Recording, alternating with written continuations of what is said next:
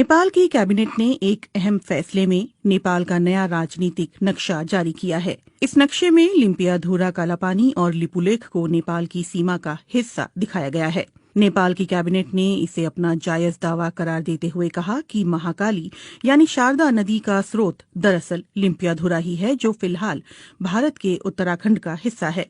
भारत इससे इनकार करता रहा है। नेपाल की कैबिनेट का फैसला भारत की ओर से लिपुलेख इलाके में सीमा सड़क के उद्घाटन के 10 दिनों बाद आया है। लिपुलेख से होकर ही तिब्बत चीन के मानसरोवर जाने का रास्ता है। इस सड़क के बनाए जाने के बाद नेपाल ने कड़े शब्दों में भारत के कदम का विरोध किया था। भारत के कदम का विरोध काठमांडू में नेपाल की संसद से लेकर काठमांडू की सड़कों तक दिखा। दरअसल 6 महीने पहले भारत ने अपना नया राजनीतिक नक्शा जारी किया था, जिसमें जम्मू और कश्मीर राज्य को 2 केंद्र शासित प्रदेशों जम्मू कश्मीर और लद्दाख के रूप में दिखाया गया था। इस नक्शे में लिम्पियाधुरा कालापानी और लिपुलेख को भारत का हिस्सा बताया गया था। नेपाल इन इलाकों पर लंबे समय से अपना दावा जताता रहा है। नेपाल के कृषि और सहकारिता मामलों के मंत्री घनश्याम भूसाल ने कांतिपुर टेलीविजन से कहा, ये नई शुरुआत है, लेकिन ये नई बात नहीं है। हम हमेशा से ये कहते आए हैं कि महाकाली नदी के पूरब का हिस्सा नेपाल का है। अब सरकार ने आधिकारिक तौर पर उसे नक्शे में भी शामिल कर लिया है। हालांकि घनश्याम भूसाल ने ये भी कहा है कि इस मसले पर आधिकारिक हल के लिए भारत के साथ कूटनीतिक बातचीत जारी रहेगी। माना जा रहा है कि दोनों देशों के बीच विदेश सचिव स्तर की बातचीत कोविड-19 संकट के खत्म होने के बाद हो सकती है। सोमवार को हुए नेपाली कैबिनेट के फैसले के बाद माना जा रहा है कि नेपाल की सरकार अपने अधिकारियों और स्थानीय निकायों को सरकारी दफ्तरों में इस नए नक्शे के इस्तेमाल के लिए कहेगी। इस नक्शे को शैक्षणिक संस्थानों में भी पढ़ाया जाएगा और दूसरे साझेदारों के साथ शेयर किया जाएगा। कालापानी और गुंजी के रास्ते लिपुलेख तक नई सड़क के उद्घाटन के भारत के एक तरफा फैसले के बाद नेपाल ने कालापानी और लिपुलेख क्षेत्रों पर अपने पुराने दावों को फिर दोहराया और काठमांडू में भारत के राजदूत और भारतीय विदेश मंत्रालय को नेपाल की चिंताओं से अवगत कराया था। इससे पहले नेपाल ने कहा था कि भारत ने जिस सड़क का निर्माण उसकी जमीन पर किया है, वो जमीन भारत को लीज पर तो दी जा सकती है, लेकिन उस पर दावा नहीं छोड़ा जा सकता। बुधवार को लिपुलेख विवाद पर नेपाल के प्रधानमंत्री केपी शर्मा ओली ने एक सर्वदलीय बैठक बुलाई थी, जिसमें पूर्व प्रधानमंत्रियों ने भी हिस्सा लिया था। लिपुलेख वो इलाका है जो चीन, नेपाल और भारत की सीमाओं से लगता है। लिपुलेख में कथित अतिक्रमण के मुद्दे को लेकर नेपाल में भारत विरोधी प्रदर्शनों का सिलसिला भी जारी है। नेपाल के प्रधानमंत्री केपी शर्मा ओली की सरकार ने इस सिलसिले में भारत के समक्ष लिपुलेख इलाके पर नेपाल के दावे को दोहराते हुए कड़े शब्दों में कूटनीतिक विरोध दर्ज कराया है। उत्तराखंड के धारचूला के पूरब में महाकाली नदी के किनारे नेपाल का दारचूला जिला पड़ता है। महाकाली नदी नेपाल भारत की सीमा के तौर पर भी काम करती है। नेपाल सरकार का कहना है कि भारत ने उसके लिपुलेख इलाके में 22 किलोमीटर लंबी सड़क का निर्माण किया है। नेपाल ने पहले भी साल 2019 के नवंबर में भारत के समक्ष अपना विरोध जताया था। साल 2015 में जब चीन और भारत के बीच व्यापार और वाणिज्य को बढ़ावा देने के लिए समझौता हुआ था, तब भी नेपाल ने दोनों देशों के समक्ष आधिकारिक रूप से अपना विरोध दर्ज कराया था। भारत चीन के बीच हुए समझौते को लेकर नेपाल ने पहले भी साल 2019 के नवंबर में भारत के समक्ष अपना विरोध जताया था। साल 2015 में जब चीन और भारत के बीच व्यापार और वाणिज्य को बढ़ावा देने के लिए समझौता हुआ था, तब भी नेपाल ने दोनों देशों के समक्ष आधिकारिक रूप से अपना विरोध दर्ज कराया था। नेपाल का कहना है कि इस समझौते के लिए ना तो भारत ने और ना ही चीन ने उसे भरोसे में लिया, जबकि प्रस्तावित सड़क उसके इलाके से होकर गुजरने वाली थी। इस सप्ताह जब काठमांडू में भारत विरोधी प्रदर्शन अपने चरम पर थे, तो नेपाल ने बुधवार को एक और बड़ा फैसला किया। उसने पहली बार महाकाली नदी से लगे सीमावर्ती इलाके में आर्म्ड पुलिस फोर्स एपीएफ की एक टीम भेजी है। कालापानी से लगे छांगरू गांव में एपीएफ ने एक सीमा चौकी स्थापित की है। एपीएफ का ढांचा भारत के सशस्त्र सीमा बल और भारत तिब्बत सीमा पुलिस की तरह ही है। साल 1816 में हुई सुगौली की संधि पर दस्तखत के 204 साल बाद नेपाल ने आखिरकार 3 देशों की सीमा से लगने वाले अपने इस इलाके की सुरक्षा के लिए कदम उठाया है। 2 साल तक चले ब्रिटेन नेपाल युद्ध के बाद सुगौली की संधि हुई थी, जिसके तहत महाकाली नदी के पश्चिमी इलाके की जीती हुई जमीन पर नेपाल को अपना कब्जा छोड़ना पड़ा था। कालापानी विवाद के बाद इस सप्ताह लिपुलेख को लेकर काठमांडू में हुए विरोध प्रदर्शन और भारत नेपाल के कूटनीतिक घमासान से एक बार फिर दोनों देशों के संबंधों में खटास आ गई है। हालांकि विवाद के कुछ एक मुद्दों को छोड़ दें तो दोनों देशों के संबंध हाल के समय में तकरीबन मधुर ही रहे हैं। इसी महीने प्रधानमंत्री नरेंद्र मोदी और केपी शर्मा ओली ने कोविड-19 की महामारी के खिलाफ एकजुट रहने की प्रतिबद्धता जताई थी, लेकिन लिपुलेख में भारत के सड़क बनाने की घटना ने कई नेपालियों को नाराज कर दिया है। यहां तक कि प्रधानमंत्री केपी शर्मा ओली को ये स्पष्ट करना पड़ा कि नेपाल अपनी जमीन का 1 इंच भी नहीं छोड़ेगा। ऐसे में सवाल उठता है कि अचानक पैदा हुए लिपुलेख विवाद के कारण क्या भारत नेपाल मैत्री खत्म हो जाएगी?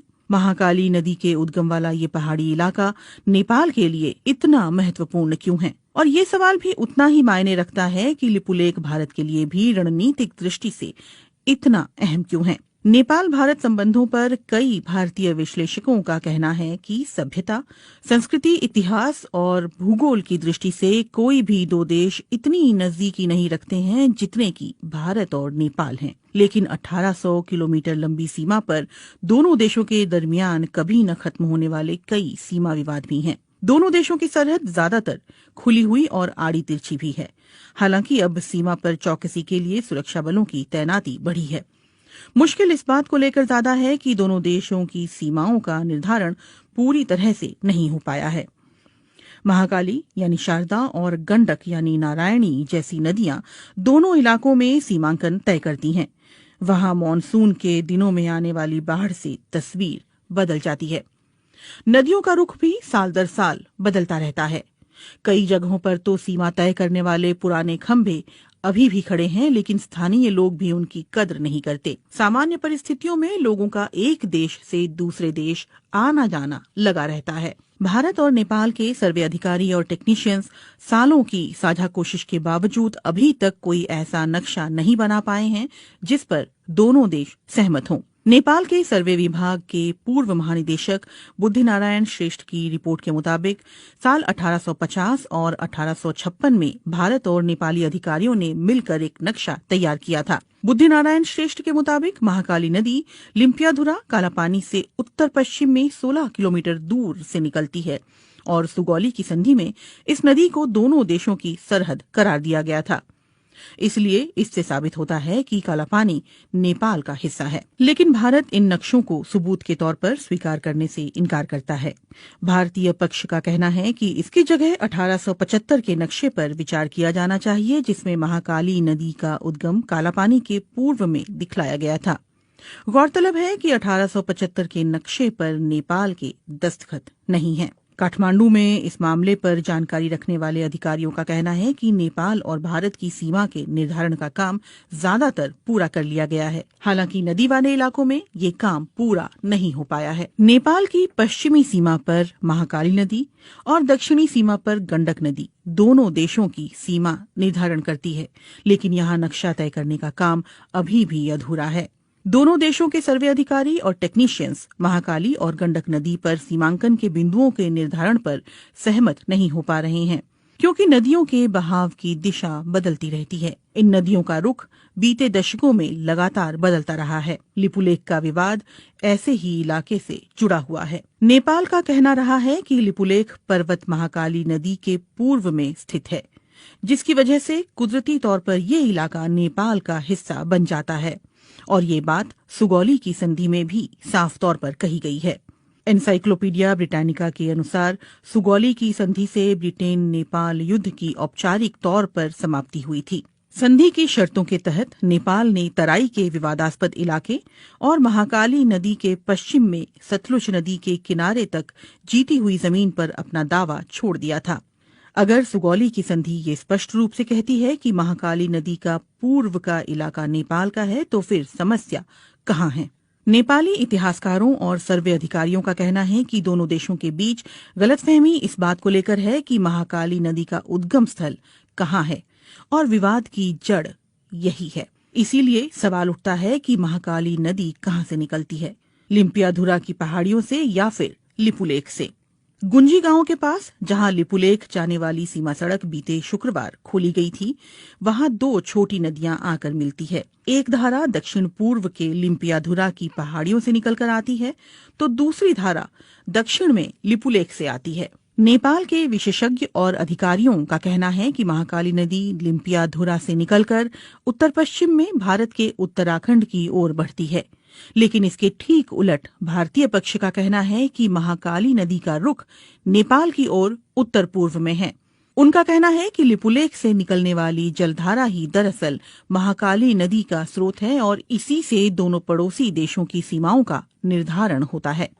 8 मई को लिपुलेख के लिए सड़क मार्ग खोले जाने के बाद आई नेपाल की कड़ी प्रतिक्रिया पर भारत ने इस फैसले का बचाव करते हुए कहा कि किसी भी नेपाली क्षेत्र का अतिक्रमण नहीं किया गया है और ये सीमा सड़क कैलाश मानसरोवर की पारंपरिक धार्मिक यात्रा के रूट पर ही बनाई गई है।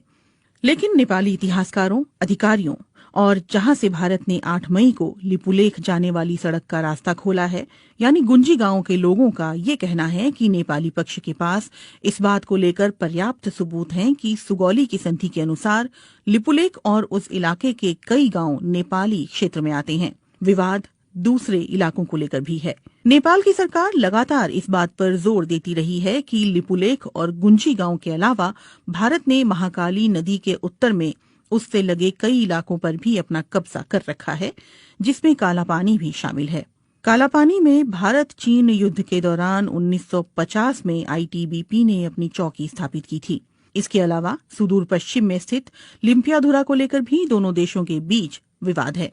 वहीं नेपाल की राष्ट्रीय राजनीति में 3 दशक से भी ज्यादा समय से महाकाली कालापानी का मुद्दा उठता रहा है। नेपाल के सर्वे विभाग के अधिकारियों का कहना है कि लिपुलेख और कालापानी हिमालय क्षेत्र के सुदूर इलाके हैं जहां पहुंचना बहुत मुश्किल है और वहां कोई इंसानी आबादी नहीं रहती। यही वजह है कि नेपाल ने वहां सीमा सुरक्षा चौकी स्थापित नहीं की।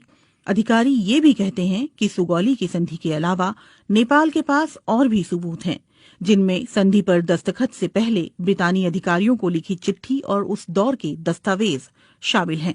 नेपाल कालापानी और गुंजी के स्थानीय लोगों की मालगुजारी रसीद और नेपाली मतदाता होने का पहचान पत्र भी सबूत के तौर पर दिखा रहा है। इसके अलावा साल 1908 में मानसरोवर की यात्रा करने वाले भारतीय संत योगी भगवान श्रीहंस और 30 और 40 के दशक में वहां जाने वाले स्वामी प्रणवानंद ने भी अपने यात्रा संस्मरणों में लिपुलेख के दक्षिण में छांगरू गांव में नेपाली सुरक्षा कर्मियों की मौजूदगी के बारे में विस्तार से लिखा है। कई नेपाली अधिकारियों और पत्रकारों ने बीते दशकों में कालापानी की यात्रा के बाद वहां के स्थानीय लोगों के पास मौजूद उनके नेपाली दस्तावेज इकट्ठा किए हैं। इनमें लिपुलेख से लगे गुंजी गांव और कालापानी के आसपास के गांव भी शामिल हैं। भारत नेपाल के दावे को खारिज करता रहा है। काठमांडू में भारतीय दूतावास और उसके विदेश मंत्रालय ने अपनी तरफ से माहौल शांत करने की कोशिश करते हुए कहा है कि दोनों देशों के विदेश सचिव स्तर की वार्ता में इन मुद्दों पर बात की जाएगी। नेपाल में संसद से सड़क तक भारत विरोधी नारे गूंज रहे हैं और इसके बावजूद कालापानी और लिपुलेख को लेकर दोनों देशों के बीच छिड़ा विवाद सुलझता हुआ नहीं दिख रहा। नेपाल की कैबिनेट ने एक अहम फैसले में नेपाल का नया राजनीतिक नक्शा जारी किया है। इस नक्शे में लिम्पियाधुरा, कालापानी और लिपुलेख को नेपाल की सीमा का हिस्सा दिखाया गया है।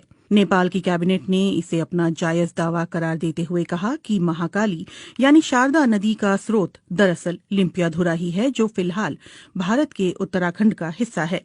भारत इससे इनकार करता रहा है। नेपाल की कैबिनेट का फैसला भारत की ओर से लिपुलेख इलाके में सीमा सड़क के उद्घाटन के 10 दिनों बाद आया है। लिपुलेख से होकर ही तिब्बत, चीन के मानसरोवर जाने का रास्ता है। इस सड़क के बनाए जाने के बाद नेपाल ने कड़े शब्दों में भारत के कदम का विरोध किया था। भारत के कदम का विरोध काठमांडू में नेपाल की संसद से लेकर काठमांडू की सड़कों तक दिखा। दरअसल 6 महीने पहले भारत ने अपना नया राजनीतिक नक्शा जारी किया था, जिसमें जम्मू और कश्मीर राज्य को 2 केंद्र शासित प्रदेशों जम्मू कश्मीर और लद्दाख के रूप में दिखाया गया था। इस नक्शे में लिम्पियाधुरा कालापानी और लिपुलेख को भारत का हिस्सा बताया गया था। नेपाल इन इलाकों पर लंबे समय से अपना दावा जताता रहा है। नेपाल के कृषि और सहकारिता मामलों के मंत्री घनश्याम भूसाल ने कांतिपुर टेलीविजन से कहा, ये नई शुरुआत है, लेकिन ये नई बात नहीं है। हम हमेशा से ये कहते आए हैं कि महाकाली नदी के पूरब का हिस्सा नेपाल का है। अब सरकार ने आधिकारिक तौर पर उसे नक्शे में भी शामिल कर लिया है। हालांकि घनश्याम भूसाल ने ये भी कहा है कि इस मसले पर आधिकारिक हल के लिए भारत के साथ कूटनीतिक बातचीत जारी रहेगी। माना जा रहा है कि दोनों देशों के बीच विदेश सचिव स्तर की बातचीत कोविड-19 संकट के खत्म होने के बाद हो सकती है। सोमवार को हुए नेपाली कैबिनेट के फैसले के बाद माना जा रहा है कि नेपाल की सरकार अपने अधिकारियों और स्थानीय निकायों को सरकारी दफ्तरों में इस नए नक्शे के इस्तेमाल के लिए कहेगी। इस नक्शे को शैक्षणिक संस्थानों में भी पढ़ाया जाएगा और दूसरे साझेदारों के साथ शेयर किया जाएगा। कालापानी और गुंजी के रास्ते लिपुलेख तक नई सड़क के उद्घाटन के भारत के एक तरफा फैसले के बाद नेपाल ने कालापानी और लिपुलेख क्षेत्रों पर अपने पुराने दावों को फिर दोहराया और काठमांडू में भारत के राजदूत और भारतीय विदेश मंत्रालय को नेपाल की चिंताओं से अवगत कराया था। इससे पहले नेपाल ने कहा था कि भारत ने जिस सड़क का निर्माण उसकी जमीन पर किया है, वो जमीन भारत को लीज पर तो दी जा सकती है, लेकिन उस पर दावा नहीं छोड़ा जा सकता। बुधवार को लिपुलेख विवाद पर नेपाल के प्रधानमंत्री केपी शर्मा ओली ने एक सर्वदलीय बैठक बुलाई थी, जिसमें पूर्व प्रधानमंत्रियों ने भी हिस्सा लिया था। लिपुलेख वो इलाका है जो चीन, नेपाल और भारत की सीमाओं से लगता है। लिपुलेख में कथित अतिक्रमण के मुद्दे को लेकर नेपाल में भारत विरोधी प्रदर्शनों का सिलसिला भी जारी है। नेपाल के प्रधानमंत्री केपी शर्मा ओली की सरकार ने इस सिलसिले में भारत के समक्ष लिपुलेख इलाके पर नेपाल के दावे को दोहराते हुए कड़े शब्दों में कूटनीतिक विरोध दर्ज कराया है। उत्तराखंड के धारचूला के पूरब में महाकाली नदी के किनारे नेपाल का दारचूला जिला पड़ता है। महाकाली नदी नेपाल भारत की सीमा के तौर पर भी काम करती है। नेपाल सरकार का कहना है कि भारत ने उसके लिपुलेख इलाके में 22 किलोमीटर लंबी सड़क का निर्माण किया है। नेपाल ने पहले भी साल 2019 के नवंबर में भारत के समक्ष अपना विरोध जताया था।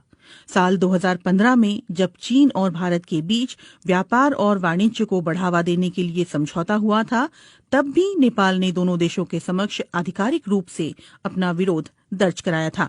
भारत चीन के बीच हुए समझौते को लेकर नेपाल ने पहले भी साल 2019 के नवंबर में भारत के समक्ष अपना विरोध जताया था। साल 2015 में जब चीन और भारत के बीच व्यापार और वाणिज्य को बढ़ावा देने के लिए समझौता हुआ था, तब भी नेपाल ने दोनों देशों के समक्ष आधिकारिक रूप से अपना विरोध दर्ज कराया था। नेपाल का कहना है कि इस समझौते के लिए ना तो भारत ने और ना ही चीन ने उसे भरोसे में लिया, जबकि प्रस्तावित सड़क उसके इलाके से होकर गुजरने वाली थी। इस सप्ताह जब काठमांडू में भारत विरोधी प्रदर्शन अपने चरम पर थे, तो नेपाल ने बुधवार को एक और बड़ा फैसला किया।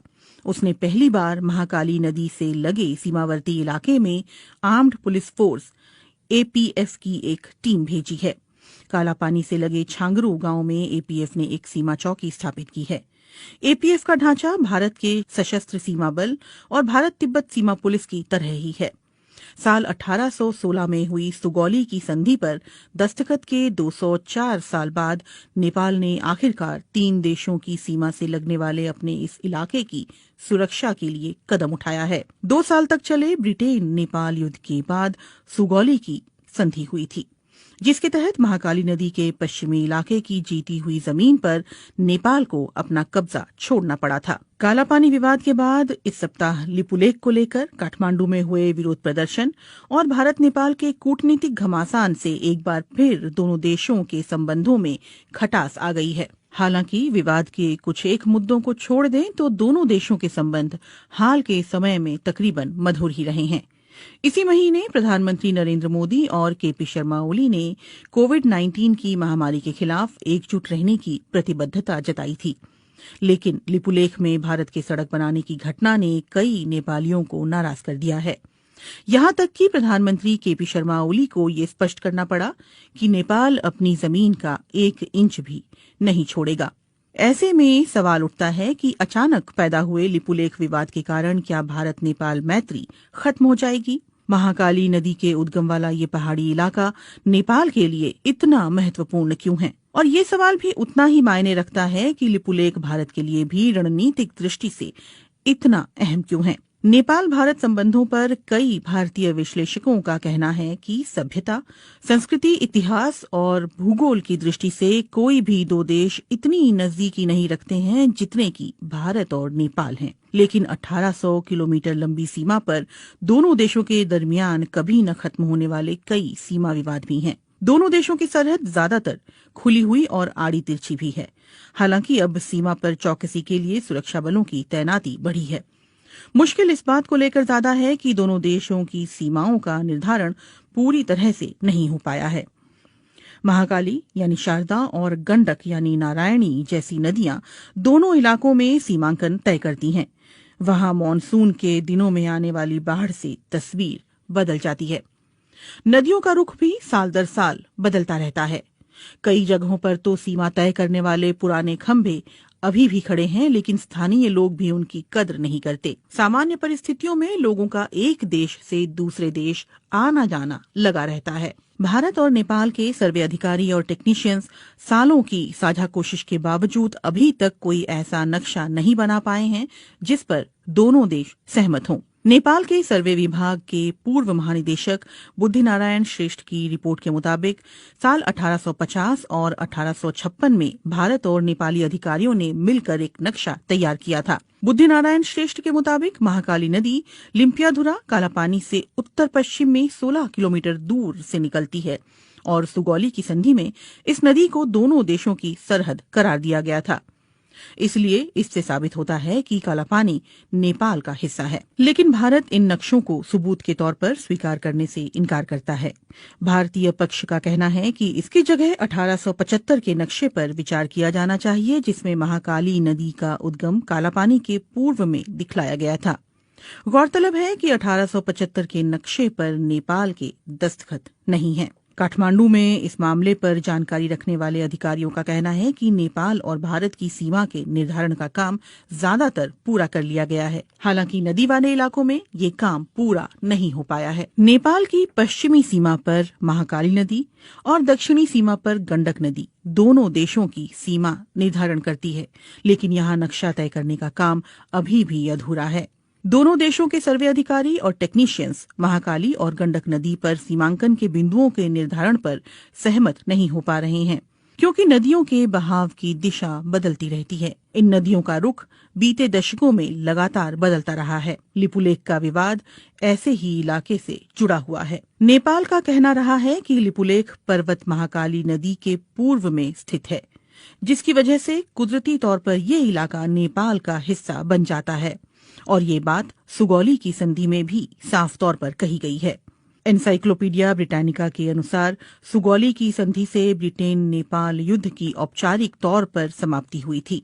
संधि की शर्तों के तहत नेपाल ने तराई के विवादास्पद इलाके और महाकाली नदी के पश्चिम में सतलुज नदी के किनारे तक जीती हुई जमीन पर अपना दावा छोड़ दिया था। अगर सुगौली की संधि ये स्पष्ट रूप से कहती है कि महाकाली नदी का पूर्व का इलाका नेपाल का है, तो फिर समस्या कहाँ है?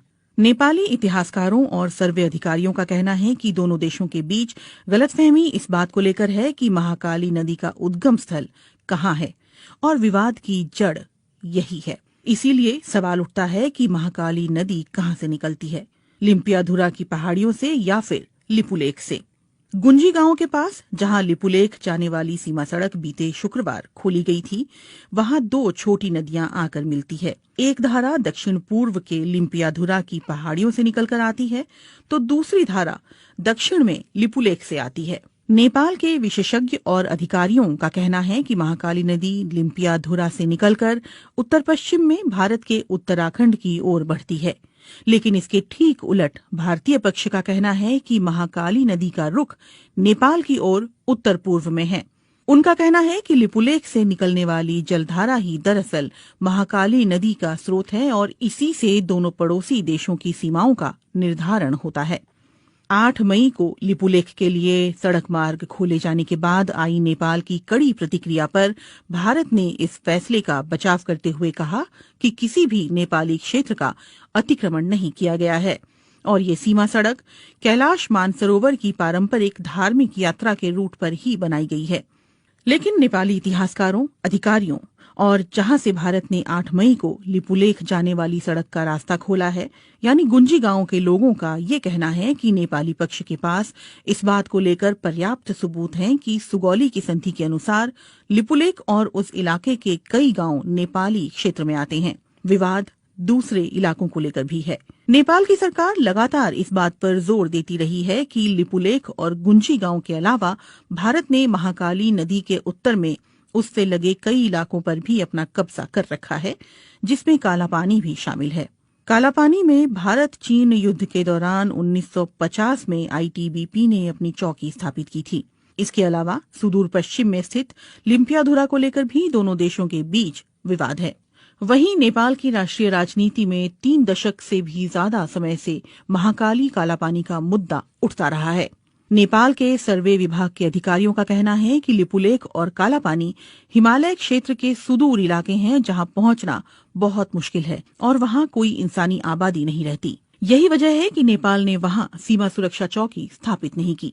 अधिकारी ये भी कहते हैं कि सुगौली की संधि के अलावा नेपाल के पास और भी सबूत हैं, जिनमें संधि पर दस्तखत से पहले ब्रितानी अधिकारियों को लिखी चिट्ठी और उस दौर के दस्तावेज शामिल हैं। नेपाल कालापानी और गुंजी के स्थानीय लोगों की मालगुजारी रसीद और नेपाली मतदाता होने का पहचान पत्र भी सबूत के तौर पर दिखा रहा है।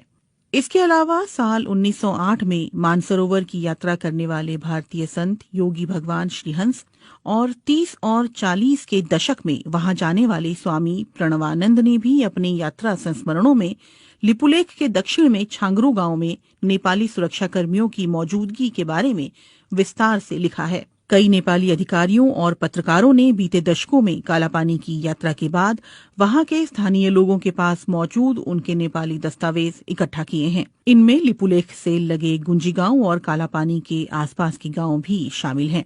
भारत नेपाल के दावे को खारिज करता रहा है। काठमांडू में भारतीय दूतावास और उसके विदेश मंत्रालय ने अपनी तरफ से माहौल शांत करने की कोशिश करते हुए कहा है कि दोनों देशों के विदेश सचिव स्तर की वार्ता में इन मुद्दों पर बात की जाएगी। नेपाल में संसद से सड़क तक भारत विरोधी नारे गूंज रहे हैं और इसके बावजूद कालापानी और लिपुलेख को लेकर दोनों देशों के बीच छिड़ा विवाद सुलझता हुआ नहीं दिख रहा।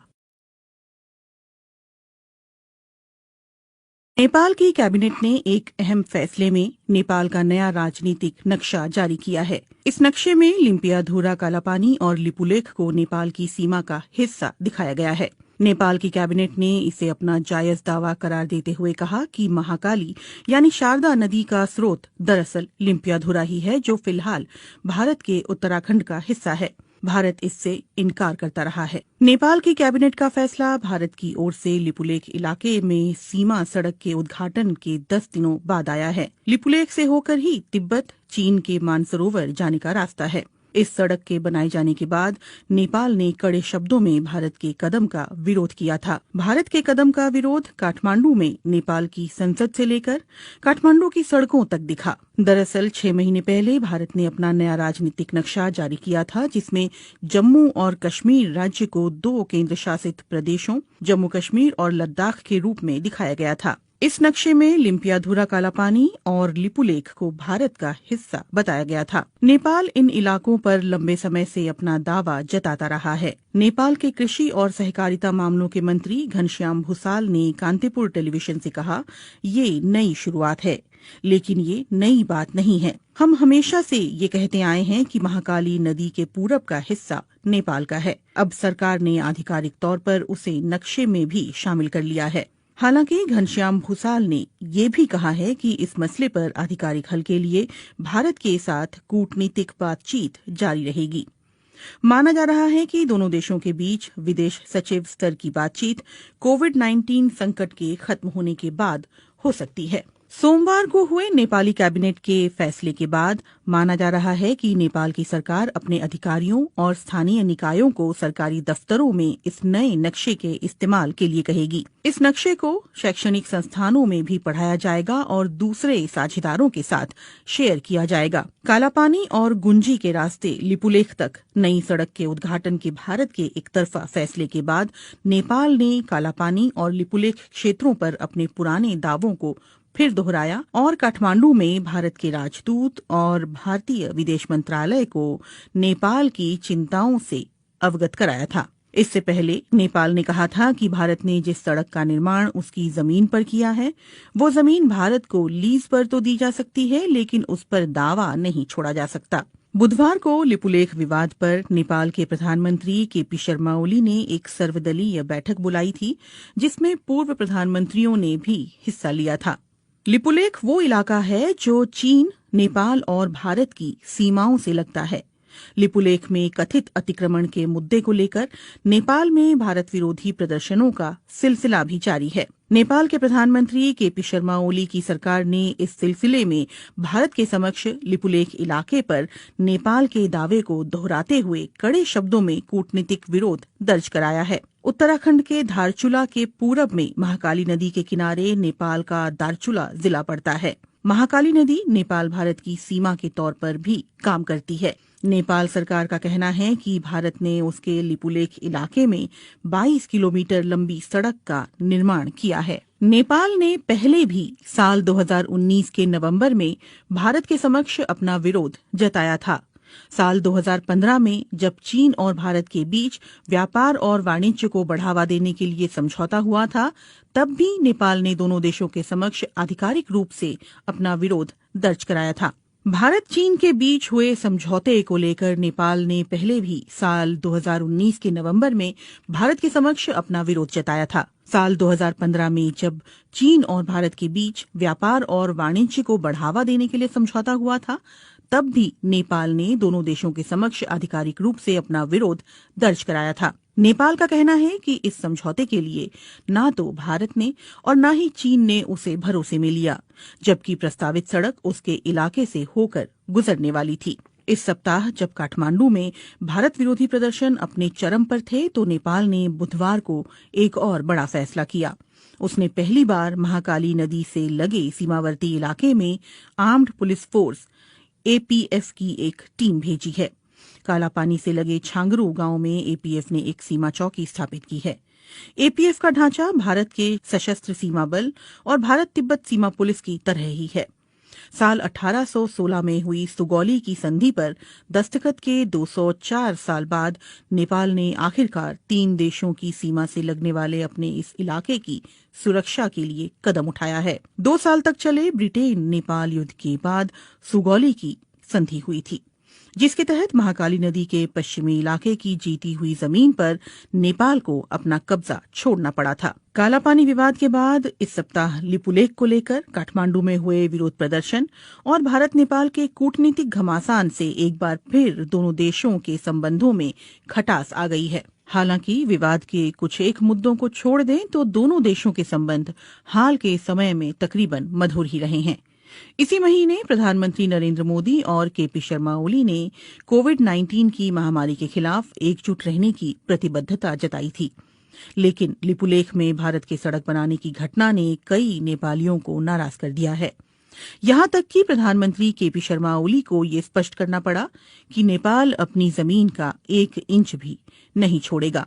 ऐसे में सवाल उठता है कि अचानक पैदा हुए लिपुलेख विवाद के कारण क्या भारत नेपाल मैत्री खत्म हो जाएगी? महाकाली नदी के उद्गम वाला ये पहाड़ी इलाका नेपाल के लिए इतना महत्वपूर्ण क्यों है? और ये सवाल भी उतना ही मायने रखता है कि लिपुलेख भारत के लिए भी रणनीतिक दृष्टि से इतना अहम क्यों है? नेपाल भारत संबंधों पर कई भारतीय विश्लेषकों का कहना है कि सभ्यता, संस्कृति, इतिहास और भूगोल की दृष्टि से कोई भी 2 देश इतनी नजदीकी नहीं रखते हैं जितने कि भारत और नेपाल हैं। लेकिन 1800 किलोमीटर लंबी सीमा पर दोनों देशों के दरमियान कभी न खत्म होने वाले कई सीमा विवाद भी हैं। दोनों देशों की सरहद ज्यादातर खुली हुई और आड़ी तिरछी भी है। हालांकि अब सीमा पर चौकसी के लिए सुरक्षा बलों की तैनाती बढ़ी है। मुश्किल इस बात को लेकर ज्यादा है कि दोनों देशों की सीमाओं का निर्धारण पूरी तरह से नहीं हो पाया है। महाकाली यानी शारदा और गंडक यानी नारायणी जैसी नदियां दोनों इलाकों में सीमांकन तय करती हैं। वहां मॉनसून के दिनों में आने वाली बाढ़ से तस्वीर बदल जाती है। नदियों का रुख भी साल दर साल बदलता रहता है। कई जगहों पर तो सीमा तय करने वाले पुराने खंभे अभी भी खड़े हैं, लेकिन स्थानीय लोग भी उनकी कद्र नहीं करते। सामान्य परिस्थितियों में लोगों का एक देश से दूसरे देश आना जाना लगा रहता है। भारत और नेपाल के सर्वे अधिकारी और टेक्नीशियंस सालों की साझा कोशिश के बावजूद अभी तक कोई ऐसा नक्शा नहीं बना पाए हैं जिस पर दोनों देश सहमत हों। नेपाल के सर्वे विभाग के पूर्व महानिदेशक बुद्धिनारायण श्रेष्ठ की रिपोर्ट के मुताबिक साल 1850 और 1856 में भारत और नेपाली अधिकारियों ने मिलकर एक नक्शा तैयार किया था। बुद्धिनारायण श्रेष्ठ के मुताबिक महाकाली नदी लिम्पियाधुरा कालापानी से उत्तर पश्चिम में 16 किलोमीटर दूर से निकलती है और सुगौली की संधि में इस नदी को दोनों देशों की सरहद करार दिया गया था। इसलिए इससे साबित होता है कि कालापानी नेपाल का हिस्सा है। लेकिन भारत इन नक्शों को सबूत के तौर पर स्वीकार करने से इनकार करता है। भारतीय पक्ष का कहना है कि इसकी जगह 1875 के नक्शे पर विचार किया जाना चाहिए, जिसमें महाकाली नदी का उद्गम कालापानी के पूर्व में दिखलाया गया था। गौरतलब है कि 1875 के नक्शे पर नेपाल के दस्तखत नहीं हैं। काठमांडू में इस मामले पर जानकारी रखने वाले अधिकारियों का कहना है कि नेपाल और भारत की सीमा के निर्धारण का काम ज्यादातर पूरा कर लिया गया है। हालांकि नदी वाले इलाकों में ये काम पूरा नहीं हो पाया है। नेपाल की पश्चिमी सीमा पर महाकाली नदी और दक्षिणी सीमा पर गंडक नदी दोनों देशों की सीमा निर्धारण करती है, लेकिन यहाँ नक्शा तय करने का काम अभी भी अधूरा है। दोनों देशों के सर्वे अधिकारी और टेक्नीशियंस महाकाली और गंडक नदी पर सीमांकन के बिंदुओं के निर्धारण पर सहमत नहीं हो पा रहे हैं, क्योंकि नदियों के बहाव की दिशा बदलती रहती है। इन नदियों का रुख बीते दशकों में लगातार बदलता रहा है। लिपुलेख का विवाद ऐसे ही इलाके से जुड़ा हुआ है। नेपाल का कहना रहा है कि लिपुलेख पर्वत महाकाली नदी के पूर्व में स्थित है, जिसकी वजह से कुदरती तौर पर ये इलाका नेपाल का हिस्सा बन जाता है, और ये बात सुगौली की संधि में भी साफ तौर पर कही गई है। एनसाइक्लोपीडिया ब्रिटानिका के अनुसार सुगौली की संधि से ब्रिटेन नेपाल युद्ध की औपचारिक तौर पर समाप्ति हुई थी। संधि की शर्तों के तहत नेपाल ने तराई के विवादास्पद इलाके और महाकाली नदी के पश्चिम में सतलुज नदी के किनारे तक जीती हुई जमीन पर अपना दावा छोड़ दिया था। अगर सुगौली की संधि ये स्पष्ट रूप से कहती है कि महाकाली नदी का पूर्व का इलाका नेपाल का है, तो फिर समस्या कहाँ है? नेपाली इतिहासकारों और सर्वे अधिकारियों का कहना है कि दोनों देशों के बीच गलतफहमी इस बात को लेकर है कि महाकाली नदी का उद्गम स्थल कहाँ है, और विवाद की जड़ यही है। इसीलिए सवाल उठता है कि महाकाली नदी कहाँ से निकलती है, लिम्पियाधुरा की पहाड़ियों से या फिर लिपुलेख से? गुंजी गांव के पास जहां लिपुलेख जाने वाली सीमा सड़क बीते शुक्रवार खोली गई थी, वहां दो छोटी नदियां आकर मिलती है। एक धारा दक्षिण पूर्व के लिम्पियाधुरा की पहाड़ियों से निकलकर आती है, तो दूसरी धारा दक्षिण में लिपुलेख से आती है। नेपाल के विशेषज्ञ और अधिकारियों का कहना है कि महाकाली नदी लिम्पियाधुरा से निकलकर उत्तर पश्चिम में भारत के उत्तराखंड की ओर बढ़ती है, लेकिन इसके ठीक उलट भारतीय पक्ष का कहना है कि महाकाली नदी का रुख नेपाल की ओर उत्तर पूर्व में है। उनका कहना है कि लिपुलेख से निकलने वाली जलधारा ही दरअसल महाकाली नदी का स्रोत है और इसी से दोनों पड़ोसी देशों की सीमाओं का निर्धारण होता है। 8 मई को लिपुलेख के लिए सड़क मार्ग खोले जाने के बाद आई नेपाल की कड़ी प्रतिक्रिया पर भारत ने इस फैसले का बचाव करते हुए कहा कि किसी भी नेपाली क्षेत्र का अतिक्रमण नहीं किया गया है और ये सीमा सड़क कैलाश मानसरोवर की पारंपरिक धार्मिक यात्रा के रूट पर ही बनाई गई है। लेकिन नेपाली इतिहासकारों, अधिकारियों और जहां से भारत ने 8 मई को लिपुलेख जाने वाली सड़क का रास्ता खोला है, यानी गुंजी गांव के लोगों का ये कहना है कि नेपाली पक्ष के पास इस बात को लेकर पर्याप्त सबूत हैं कि सुगौली की संधि के अनुसार लिपुलेख और उस इलाके के कई गांव नेपाली क्षेत्र में आते हैं। विवाद दूसरे इलाकों को लेकर भी है। नेपाल की सरकार लगातार इस बात पर जोर देती रही है कि लिपुलेख और गुंजी गांव के अलावा भारत ने महाकाली नदी के उत्तर में उससे लगे कई इलाकों पर भी अपना कब्जा कर रखा है, जिसमें कालापानी भी शामिल है। कालापानी में भारत चीन युद्ध के दौरान 1950 में आईटीबीपी ने अपनी चौकी स्थापित की थी। इसके अलावा सुदूर पश्चिम में स्थित लिम्पियाधुरा को लेकर भी दोनों देशों के बीच विवाद है। वहीं नेपाल की राष्ट्रीय राजनीति में 3 दशक से भी ज्यादा समय से महाकाली कालापानी का मुद्दा उठता रहा है। नेपाल के सर्वे विभाग के अधिकारियों का कहना है कि लिपुलेख और कालापानी हिमालय क्षेत्र के सुदूर इलाके हैं, जहां पहुंचना बहुत मुश्किल है और वहां कोई इंसानी आबादी नहीं रहती। यही वजह है कि नेपाल ने वहां सीमा सुरक्षा चौकी स्थापित नहीं की। अधिकारी ये भी कहते हैं कि सुगौली की संधि के अलावा नेपाल के पास और भी सबूत हैं, जिनमें संधि पर दस्तखत से पहले ब्रितानी अधिकारियों को लिखी चिट्ठी और उस दौर के दस्तावेज शामिल हैं। नेपाल कालापानी और गुंजी के स्थानीय लोगों की मालगुजारी रसीद और नेपाली मतदाता होने का पहचान पत्र भी सबूत के तौर पर दिखा रहा है। इसके अलावा साल 1908 में मानसरोवर की यात्रा करने वाले भारतीय संत योगी भगवान श्रीहंस और 30 और 40 के दशक में वहां जाने वाले स्वामी प्रणवानंद ने भी अपने यात्रा संस्मरणों में लिपुलेख के दक्षिण में छांगरू गांव में नेपाली सुरक्षा कर्मियों की मौजूदगी के बारे में विस्तार से लिखा है। कई नेपाली अधिकारियों और पत्रकारों ने बीते दशकों में कालापानी की यात्रा के बाद वहां के स्थानीय लोगों के पास मौजूद उनके नेपाली दस्तावेज इकट्ठा किए हैं। इनमें लिपुलेख से लगे गुंजी गांव और कालापानी के आसपास के गांव भी शामिल हैं।